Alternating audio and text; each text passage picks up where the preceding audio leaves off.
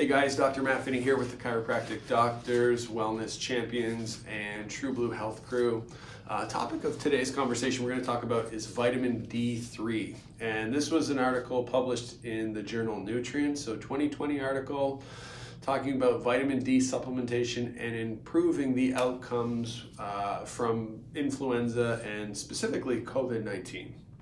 And so the results were positive. Really what I want to do is I really want to dial in the D3 levels, so optimal ranges, functional ranges, and then pathological ranges. Really the units we're using are nanograms per deciliter. So the optimal range that you want to be in is you want to be in that range somewhere between 60 to 80 nanograms per deciliter. That's what we're shooting for. That is good. Anything, so you look at reference range, if you go to a lab and you have your blood work done and they're going to say it's either high or low. Too high, would anything over 100, this is bad. And this will open you up to things like kidney dysfunction, kidney stones. This increases calcium absorption. I would suggest anything less than 30, so depending on the lab, but lower than 30, this is going to increase your risk factors for things like cardiovascular disease, so heart attack, stroke, metabolic syndrome, type 2 diabetes, insulin resistance. And these are all risk factors, really, if you do come down with the viruses out there today. These are all risk factors that really have an impact on the outcomes. So D3, they estimate about 90 to 95% of people, if you're not supplementing with it, you are going to be outside of the reference range or optimal range. And so that's one of the things we definitely recommend supplementing right now, especially with everything that you have going on.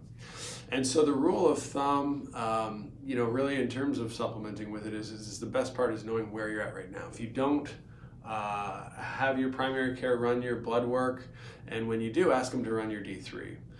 If you've never supplemented, then there's most likely a pretty strong chance that you are deficient. So we're recommending a loading dose, and this is very similar to what they suggested in the study here, is a loading dose of 10,000 IUs daily. You do that for a period of 2 to 4 weeks, and then a maintenance dose of 5,000 IUs daily, and you do that for the remaining 4 to 8 weeks. And then if you can get your stuff, get tested, within the next 3 months.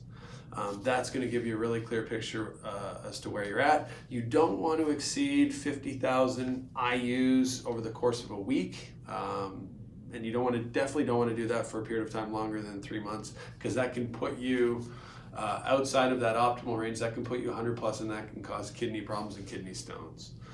If you have any questions, please let me know. This is a question I get a lot of times, is D3 with K2.